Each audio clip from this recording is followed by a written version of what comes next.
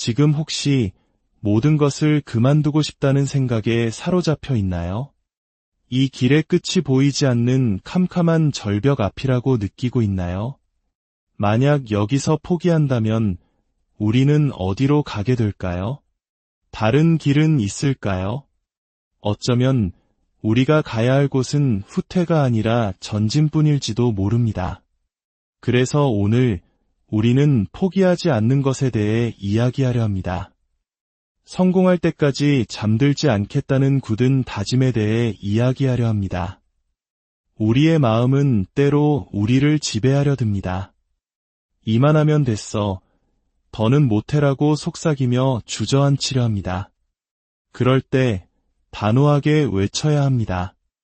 이 삶의 주인은 바로 나 자신이라고 말입니다.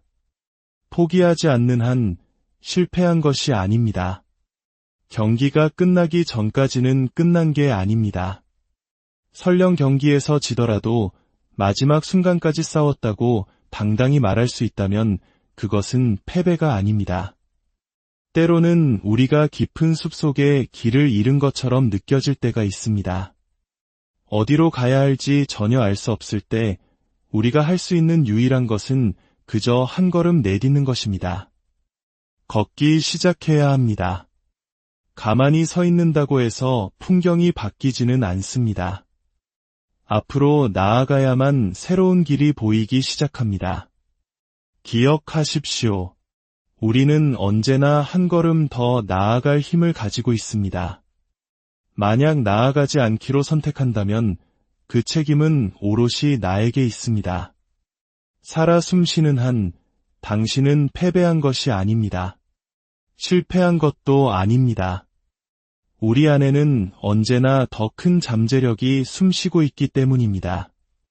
인생은 실패의 연속일 수 있습니다. 넘어지고 또 넘어지고 수없이 넘어질 것입니다. 하지만 그 끝에는 반드시 승리가 기다리고 있습니다. 그것이 바로 인생입니다. 도전 없는 삶은 그저 생존일 뿐입니다. 우리는 그저 존재하는 것이 아니라 살아가기 위해 태어났습니다. 아무것도 하지 않는 것은 결국 우리에게 더 큰 대가를 요구하게 될 것입니다. 그러니 지금 당장 일어나 무엇이든 시작하십시오. 당신 앞을 가로막는 그 도전을 향해 움직이고 정면으로 부딪히십시오. 힘든 일을 찾아 나서십시오.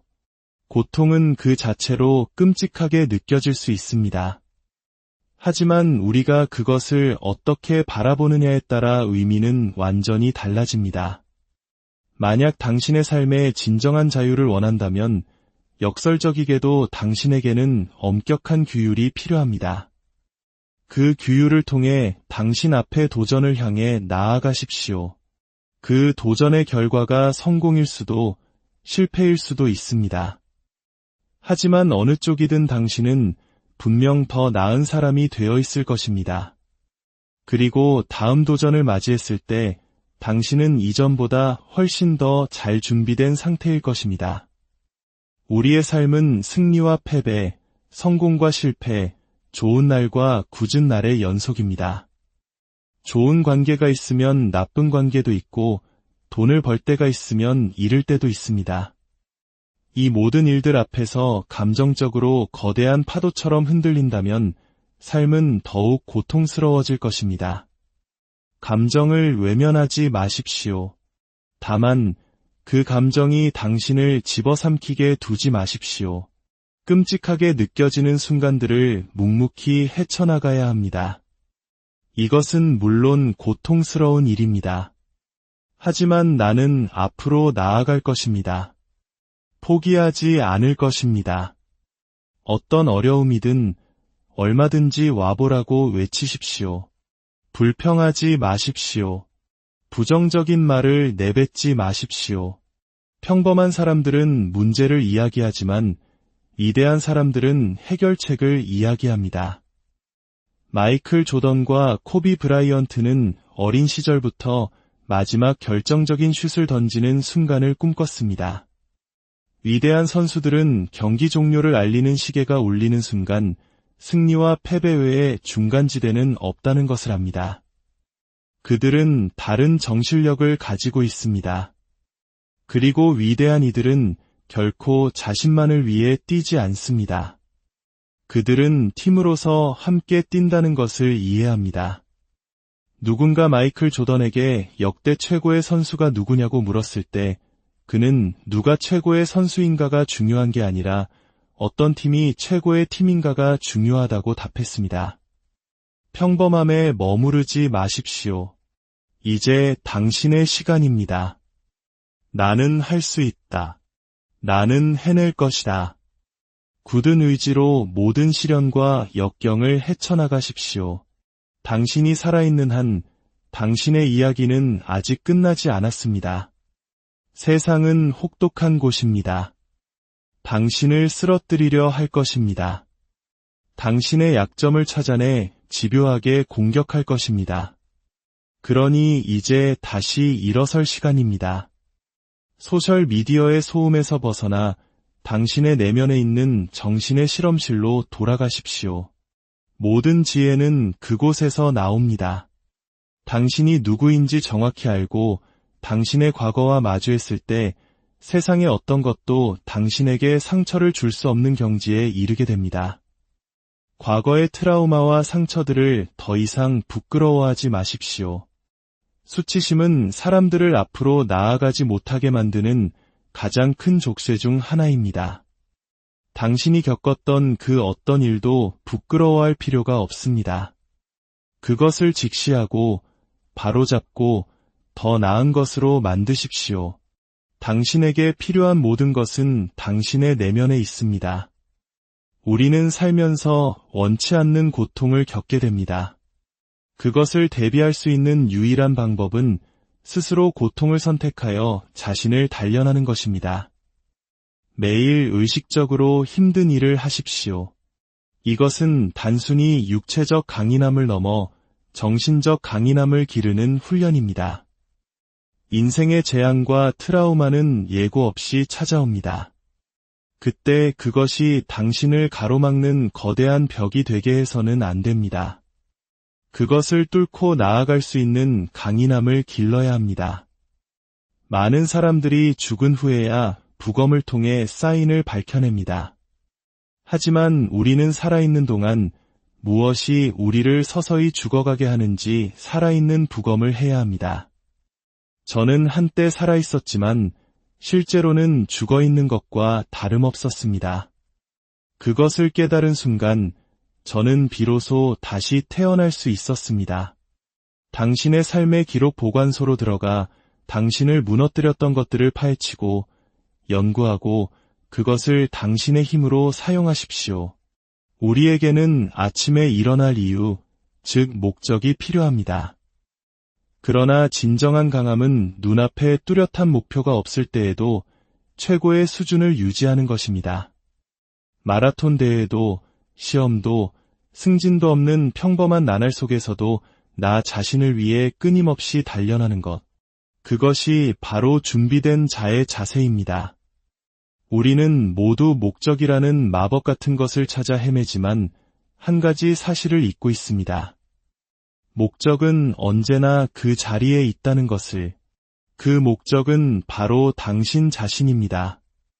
아침에 눈을 뜨고 무언가를 하기 싫다면 그것은 당신이 자기 자신을 충분히 아끼지 않는다는 증거입니다. 인생의 가장 중요한 목적은 자기 자신을 더 나은 사람으로 만드는 것입니다. 그것이야말로 우리에게 필요한 유일한 목적입니다. 제가 매일 아침 일어나는 이유는 제 자신에 대한 자부심 때문입니다. 때로는 우리 안에 나약한 자아가 고개를 들 때가 있습니다. 힘들 때마다 포기하고 싶어하는 오래된 습관이 나타날 수 있습니다. 저는 그런 저를 극복하기 위해 더 강한 저를 만들어야 했습니다. 아무도 시키지 않는 새벽에 일어나고 하기 싫은 일을 해낼 때 저는 더 나아집니다. 이처럼 갈망을 유지하는 것은 중요합니다. 하지만 그 갈망 속에서 겸손을 잃지 않는 것은 더욱 중요합니다. 미군 최고의 영예인 명예훈장을 받은 윌리엄 크로포드라는 사람이 있었습니다.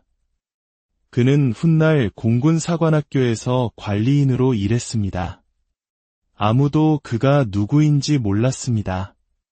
목숨을 걸고 전우들을 구한 전쟁 영웅이 젊은 생도들을 위해 묵묵히 화장실을 청소하고 있었습니다.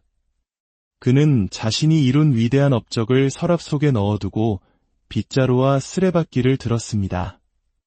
이것이 바로 훈련된 겸손입니다. 이런 자세 속에서 우리는 진정으로 성장합니다.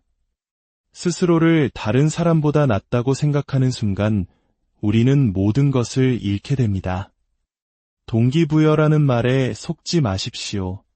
동기부여는 영원하지 않습니다. 우리에게 필요한 것은 규율입니다. 그러나 어지럽고 복잡한 마음 상태에서는 어떤 규율도 자리 잡을 수 없습니다. 당신의 머릿속이 온갖 잡동사니로 가득 찬 창고와 같다고 상상해 보십시오. 그곳에 새로운 것을 들여놓을 공간이 있겠습니까? 규율도 마찬가지입니다. 마음을 정리하고 생각들을 구획별로 나누어 질서를 잡아야 합니다.